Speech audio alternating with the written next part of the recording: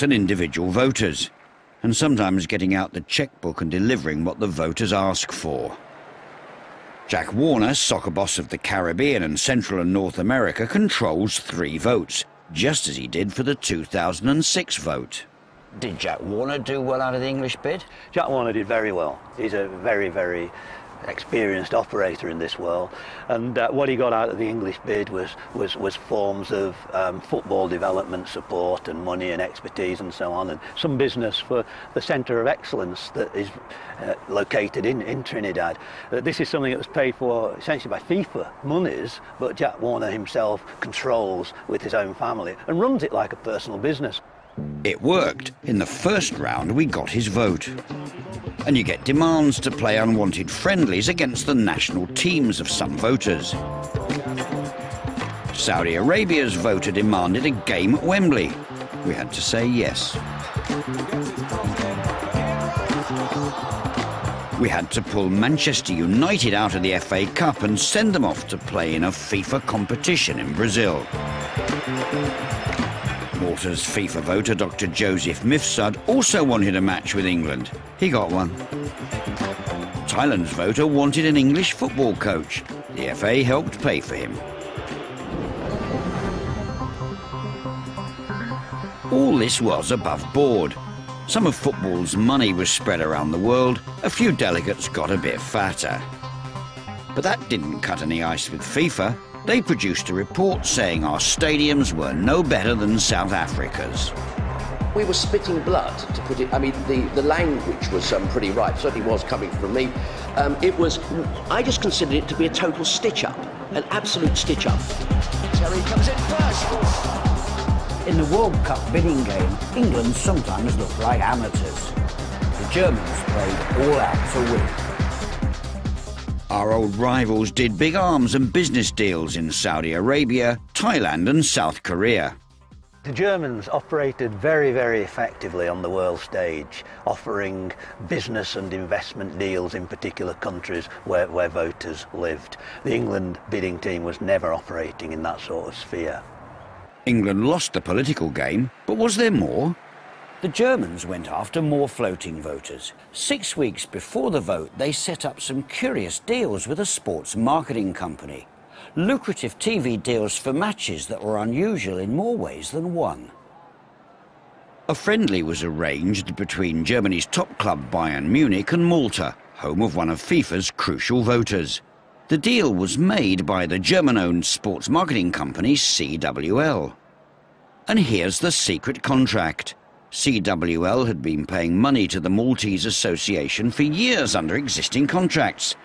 But this one-off contract left the account number and sort code blank, but specifically named President Joe Mifsud. The payment was scribbled in, $250,000. The money was to be paid into a trust account in June. But our sources say that Dr. Mifsud didn't tell anybody in Malta about his coup for another 4 months. Then, during a row about his dealings with CWL, he produced a contract, and the money then appeared in the Maltese FA's account. Contracts were offered to 2 other voters. Had their votes been bought? Dr. Mifsud told Panorama it was none of our business and that most of our facts were wrong. Others involved denied wrongdoing. And the winner is Deutschland. England went out in the first round. Then the vote turned into a shambles. The New Zealand voters suddenly walked out before the final round. That allowed Germany to beat South Africa by 1 vote. Corruption at FIFA is a taboo topic. When reports of what John Macbeth had said hit the newsstands, FIFA Vice President Jack Warner erupted. He accused Macbeth of sensational phrases, unsubstantiated claims and pure bigotry. Macbeth found himself accused of racism. I'm not a racist bigot, and I think it probably says more about Jack and him trying to deflect away the criticism that I was making of corruption. So what I was talking about was the different ethical standards that are throughout the world, because I do understand in Africa, and we have dealt with African nations, that they are poor. The majority are poor. Some quite rich, but the majority are poor. And they need help, and I can understand that. And I wanted to understand what the thinking behind that. I also know that money gets misappropriated. Did you have any personal experience in your time as chairman of the Scottish Football Association of funny goings-on involving senior FIFA people? Yes, but it depends how you interpret it. I mean, Jack Warner came across to Scotland to play, Trinidad and Tobago came to play Scotland at Hibernian's ground in Easter Road in Edinburgh. And after the game, he asked me to make a cheque out to his personal account for the game. And I said, we don't do that, it should go to the association.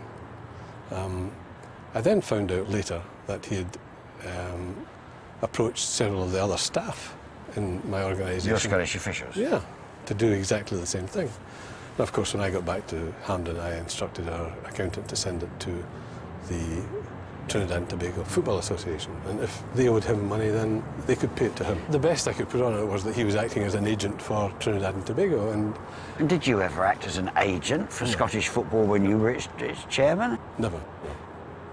Never. That would never happen. No response to us from Mr. Warner.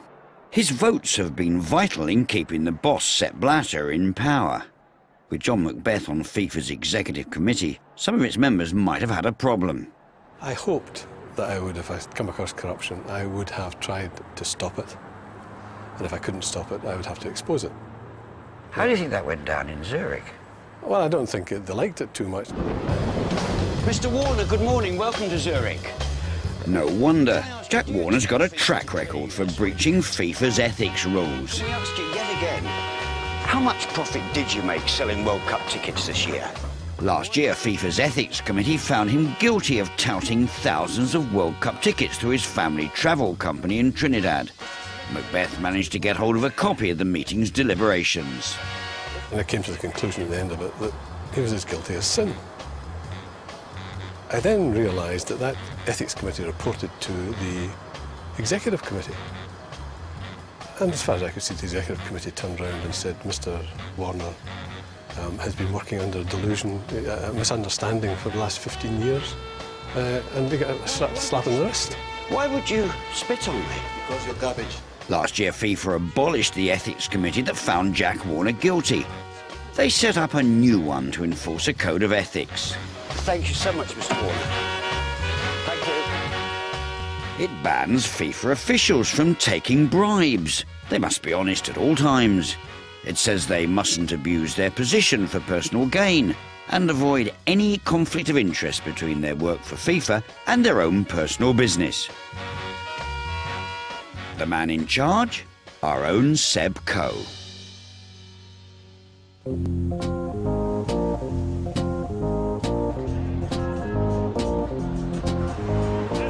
I went to Trinidad to meet a man who had high hopes of his fellow athlete. Shaka Hislop's played in goal for Reading, Newcastle and West Ham.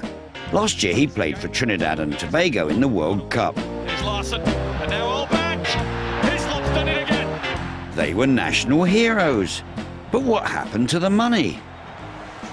Before the World Cup, we negotiated with Jack Warner for a percentage of the commercial revenues generated as a result of our taking part in the World Cup. When we got back, we were told that amassed less than £500 a man. How much? Less than £500 a man. Warner said there was only 22 million Trinidad dollars to share out. The players claim the figure is more than 200 million. Well, we wanted to have somebody independent have a look at the books and tell us whether those figures were right or wrong, which of course Mr. Warner and the TTFF flatly refused. So we had to hire a lawyer and what happened? initiate court proceedings. What did Jack